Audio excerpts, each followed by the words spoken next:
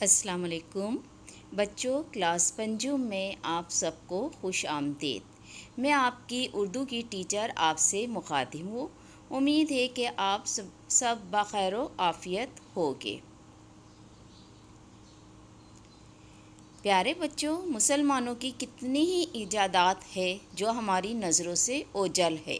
حالانکہ دنیا کی مفید اور ضروری ایجادات بیشتر مسلمانوں اور عربوں کی مرہون منت ہے۔ آج ہم مسلمان سائنسدانوں میں سے کچھ کے سائنسی کارنامے پڑھیں گے۔ تو آئیے ہم شروع کرتے ہیں آپ کی جماعت پنجم میں مضمون اردو میں سبق مسلم سائنسدان، جس کا آج ہم حصہ الف پڑھیں گے۔ بچوں، آپ سب اپنی کتاب کا صفحہ نمبر 141 کھولیے۔ اب ہم سبق شروع کرتے ہیں اور آپ لوگ بھی ساتھ ساتھ سبق کو اچھی طرح دیکھتے جائیے۔ آج سے ہزاروں سال پہلے جب انسان نے زمین پر قدم رکھا تو اسے نہ رہنے کے لیے عمارتیں میسر تھیں، نہ پہننے کے لیے لباس۔ اس کی خوراک جنگلی پھلوں اور کچے گوشت پر مشتمل تھی، مگر انسانی عقل اور جذبے کی بدولت اس کی تکالیف دن بدن کم ہوتی گئی۔ انسان نے سائنسی علوم کی مدد سے دھرتی کا سینہ چیر کر معدنیات نکالی، سمندروں کو کھنگال ڈالا اور اب فضاؤں میں اڑتا پھر رہا ہے۔ انسان ہمیشہ ضروریات زندگی کے لیے کوشاں رہا اور انہیں حاصل کرتا گیا۔ اس جدید دور میں دریافت کی گئی چیزوں کے پیچھے بلا شبہ مسلم سائنسدانوں کا اہم کردار رہا ہے۔ جب ہم اسلامی سائنس کی تاریخ اٹھا کر دیکھتے ہیں تو ہمیں چند ایک ایسے روشن نام دکھائی دیتے ہیں جن کی روشنی سے آج بھی لوگ رہنمائی حاصل کر رہے ہیں۔ دنیا جانتی ہے کہ سائنس کے میدان میں مسلمانوں نے بہت اہم کردار ادا کیا۔ یوں تو مسلم سائنسدانوں کی فہرست بہت طویل ہے، لیکن یہاں کچھ ایسے سائنسدانوں کا ذکر کریں گے جن کی وجہ سے ہماری زندگی میں رنگ، روشنی، مزہ اور صحت آیا۔ شاید آپ ان سائنسدانوں کے نام سے واقف ہو سکتا ہے کہ آپ نے ان کے بارے میں کچھ سنا بھی ہو، لیکن شاید آپ یہ نہیں جانتے کہ جن عظیم سائنسدانوں کے بارے میں آپ یہاں پڑھیں گے انہوں نے آپ کے گھر میں استعمال ہونے والی بہت سی چیزیں بنائی ہیں۔ جی ہاں، صابن سے لے کر بلب تک بہت سی چیزیں یا تو ان سائنسدانوں کی ایجادات ہے یا پھر ان کی ایجادات کی مدد سے بنے ہیں۔ ہمیں امید ہے کہ آپ کو ان عظیم سائنسدانوں کے بارے میں پڑھ کر بہت مزہ آئے گا اور ایک دن آپ بھی ان کے نقش قدم پر چلتے ہوئے کچھ نہ کچھ ایجاد کریں گے انشاءاللہ۔ نمبر 1، جابر بن حیان۔ جابر بن حیان کو بابا کیمیا کہا جاتا ہے۔ آپ کی تحقیق اور تخلیق کی فہرست بہت طویل ہے۔ آپ نے کیمیا پر 100 سے زیادہ کتابیں لکھی۔ جابر بن حیان کا تعارف کروانے کے لیے ہم پہلے چلتے ہیں آپ کے علاقے کی بیکری میں۔ یہاں موجود پیسٹری، پنیر، جام اور ڈبے میں موجود پھل، ان اشیاء میں موجود ایک اہم جز سٹرک ایسڈ جابر بن حیان ہی کی ایجاد ہے۔ سوال یہ ہے کہ اگر سٹرک ایسڈ نہ ہوتا تو کیا یہ چیزیں بن سکتی تھی؟ جواب نہیں۔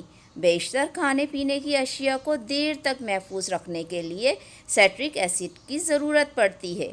اب آ جائے نائٹرک ایسڈ کی طرف۔ جی ہاں، شاید یہ نام آپ کو مشکل لگے۔ یہ ایک تیزاب ہے۔ اس کی اہمیت سمجھنے کے لیے اپنے باورچی خانے میں موجود دال، چاول اور اناج پر نظر ڈالیں۔ ان سب کو اگانے کے لیے یوریا کھاد کی ضرورت پڑتی ہے۔ یوریا کھاد کا بنیادی جز نائٹرک ایسڈ ہے۔ اسے آج سے 1200 سال پہلے جابر بن حیان نے دریافت کیا۔ اگر یہ نہ ہوتی تو دنیا میں آج خوراک کی کمی ہوتی۔ بچوں، اب آپ لوگ نکالیں صفحہ نمبر 142۔ نمبر 2، اعظم زکریا الرازی۔ آئیے کھانا کھاتے ہیں لیکن پہلے ہاتھ تو دھو لیں۔ یہ لیجئے صابن۔ ایک دور تھا جب لوگ ہاتھ دھوئے بغیر کھانا کھاتے تھے۔ جراثیم ان کے ہاتھوں سے ان کے پیٹ میں چلے جاتے تھے۔ یوں دست، ہیضہ اور دوسری مہلک بیماریاں انسانی جسم میں داخل ہو جاتی تھی اور دیکھتے ہی دیکھتے ایک تندرست شخص کی موت واقع ہو جاتی تھی۔ صابن، جس نے ہزاروں لوگوں کی زندگیوں کو محفوظ کیا، الرازی نے دریافت کیا۔ صابن کی یہ قسم جو سستی اور مؤثر ہے، الرازی کی ایجاد ہے۔ جراثیم اور بیماری کے درمیان تعلق معلوم کرنے والا اور حساسیت یعنی الرجی بخار بھی آپ کی دریافت ہے۔ آپ کی ایجادات کی فہرست بہت طویل ہے۔ آپ نے ہی اچھی، متوازن اور صحت مند غذا کا تصور پیش کیا۔ انسانی جسم اور صحت کے لیے کس طرح غذا اہم کردار ادا کرتی ہے، اس کی دریافت آپ نے کی۔ الرازی نے ہی دنیا کو سب سے پہلے بتایا کہ اچھی غذا کس طرح ہمیں بیماریوں اور دوائیوں سے محفوظ رکھتی ہے۔ چست اور توانا رہنے کے لیے کون سی غذا کب اور کتنی کھانی ہے، یہ ایک ماہر ہی بتا سکتا ہے، جو الرازی نے بتایا۔ آپ بچوں کے امراض اور علاج معالجے کے بھی بانی تھے۔ آپ نے آنکھ کے امراض اور دماغ کے علاج کے بارے میں بہت تحقیق کی۔ ایتھنول کا نام تو سنا ہوگا؟ جی ہاں، یہ وہ دوائی ہے جو آپ کے زخم کو صاف کرنے کے لیے استعمال کرتے ہیں۔ یہ آپ کے زخم کو جراثیم سے پاک کر دیتا ہے۔ حال ہی میں ایتھنول کو گاڑیوں میں پیٹرول کی جگہ یا پیٹرول کے ساتھ استعمال کیا جاتا ہے۔ آج یہ ایجاد گھر، پیٹرول پمپ اور اسپتال میں استعمال ہو رہی ہے۔ اس لیے بطور ڈاکٹر اور کیمیا داں آپ کو پوری دنیا میں سراہا جاتا ہے۔ آپ کی تحقیقات کی وجہ سے آپ کی تصویر جامعہ پیرس میں آویزاں ہے۔ جامعہ یعنی یونیورسٹی۔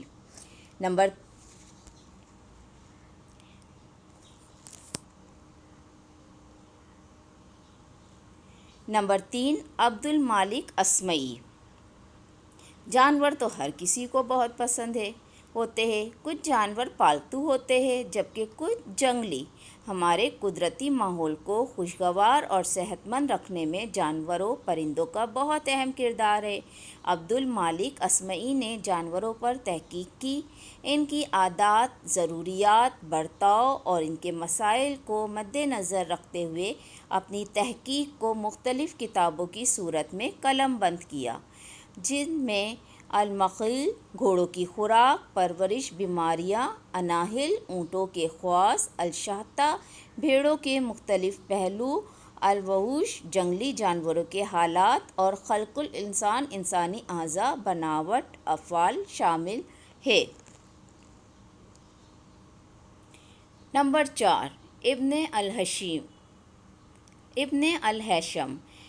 پیارے بچوں، آپ اپنی اور اپنے پیاروں کی تصاویر تو لیتے ہوگے۔ آپ کے امی ابو نے بھی آپ کی بہت سی یادیں تصاویر کی شکل میں محفوظ کی ہوگی، اور آپ نے کیمرے کا نام بھی سنا ہوگا۔ جی ہاں، کیمرہ آج سے 1000 سال پہلے ایک مسلم سائنسدان ابن الہیثم نے ایجاد کیا۔ انہوں نے کئی کامیاب تجربات کیے، جس کے بعد یہ ممکن ہو سکا۔ کیمرے کے علاوہ بھی آپ کی بہت سی ایجادات ہیں جو ہم اپنی روزمرہ کی زندگی میں استعمال کرتے ہیں، جن میں سے ایک بلب ہے جو ہمیں اندھیرے میں روشنی فراہم کرتا ہے۔ راکٹ جیسی جدید سائنسی ایجاد کا سہرا بھی ابن الہیثم کے سر پر ہے۔ آپ نے ہی آنکھ کی تصویر کا خاکہ کھینچا، جس میں آنکھ کے مختلف حصوں کو ان کے نام سے نوازا۔ علم بصریات پر دنیا کی سب سے پہلی کتاب المناظر ناظر ابن الہیثم نے لکھی۔ محراب دار شیشوں کی ایجاد کی وجہ سے اینک کے شیشے دریافت ہوئے۔ مختلف قسم کے آئینے، جن میں کروی اور حدبی عدسے شامل ہیں، تحقیق کی، جن کی وجہ سے مائکروسکوپ اور ٹیلیسکوپ کی ایجاد ممکن ہوئی۔ اس کے علاوہ ابن الہیثم نے سب سے پہلے سائنسی تحقیق کے 7 مراحل یا منازل بیان کی۔ اس کے بعد سے دنیا بھر میں ہونے والی تمام تر سائنسی ایجادات 7 مراحل سے گزر کر ہی اپنی منزل طے کرتی ہے۔ اس سے پہلے لوگ فرض کر لیتے تھے اور اپنے بنائے ہوئے نظریات کو سچ ثابت کرنے کے لیے غلط ثبوت بھی پیش کر دیتے تھے۔ ایسا کرنے سے سائنسی دنیا میں کچھ نئی ایجاد نہیں ہو پاتی تھی۔ اب آتے ہیں ہم نمبر 5 کی طرف، ابو القاسم الزہروی۔ آپ بہت خوب بڑے سرجن اور طبیب تھے۔ آپ نے بہت اہم اور نازک آپریشن کیے۔ آپ نے آپریشن میں استعمال ہونے والے آلات اپنی نگرانی میں تیار کروائے۔ آج بھی کچھ ممالک اسپتالوں میں یہی آلات استعمال کر رہے ہیں۔ آپ نے 200 سے زیادہ سرجری کے آلات بنائے۔ آپ پہلے سرجن تھے جنہوں نے بتایا کہ گھوڑے کی آنتوں سے بنے ٹانکے جسم میں خود تحلیل ہو جاتے ہیں۔ تحلیل یعنی خود ہی ختم ہو جاتے ہیں۔ آپ نے دوائیوں کے کیپسول بھی بنائے۔ نمبر 6، بو علی سینا۔ بیمار تو سبھی ہوتے ہیں اور ان بیماریوں کو ٹھیک کرنے کے لیے ہمیں دوائی کا استعمال بھی کرنا پڑتا ہے۔ کئی ہزار سال پہلے ایک عظیم سائنسدان نے ناقابل علاج بیماریوں کا علاج دوا کے ذریعے ایجاد کیا۔ بو علی سینا کیمیا دان، ماہر طب، ماہر طبیعیات اور بہترین دوا ساز تھے۔ دوا سازی میں آپ نے 760 ادویات خود تیار کی۔ آپ نے بہت سی کتابیں لکھی جن میں الشفا اور قانونی فی الطب بہت مشہور ہوئی۔ ایک عرصے تک میڈیکل کالجوں میں بطور درسی کتاب شامل رہی۔ کیمیا دان کی حیثیت سے سب سے پہلے آپ نے ہی اس نظریے کی تردید کی کہ ہر دھات کو سونے میں تبدیل کیا جا سکتا ہے۔ آئیے عزم کریں کہ پاکستان کی تعمیر و ترقی کے لیے سائنسی علوم میں دسترس حاصل کریں گے اور اپنے ملک کو ایٹمی بجلی گھروں سے مزین کر کے اندھیروں کو ختم کریں گے۔ سائنسی علوم کی بدولت مزید شاہراہیں، اسپتال، اسکول، کالج، جامعات، تحقیقاتی مراکز قائم کریں جو آج کی دنیا میں ضروری ہے۔ تو پیارے بچوں، ہمیشہ یہ بات یاد رکھیں کہ وطن عزیز کی ترقی اور خوشحالی کے لیے جدید سائنسی علوم کا حصول لازم و ملزوم ہے۔ دیکھا آپ نے مسلمان سائنسدانوں کی خدمات کتنی ناقابل فراموش ہے۔ یقیناً آپ لوگوں کو سبق پڑھ کے بہت مزہ آیا ہوگا اور آپ کی معلومات میں بھی اضافہ ہوا ہوگا۔ تو بچوں، اب آتے ہیں ہم گھر کے کام کی طرف۔ سب سے پہلے آپ کو سبق کی بلند خوانی کرنی ہے، پھر اس کے بعد اپنی کاپی میں اس سبق کا ٹائٹل پیج بنانا ہے، اور پھر اب ہم ملیں گے اس کے حصہ بے کے ساتھ، جب تک آپ کو اس سبق کی اچھی طرح بلند خوانی کرنی ہے۔ تو بچوں، یقیناً اب آپ لوگ سبق کی بلند خوانی کریں گے۔ اس کے ساتھ ہی اللہ حافظ۔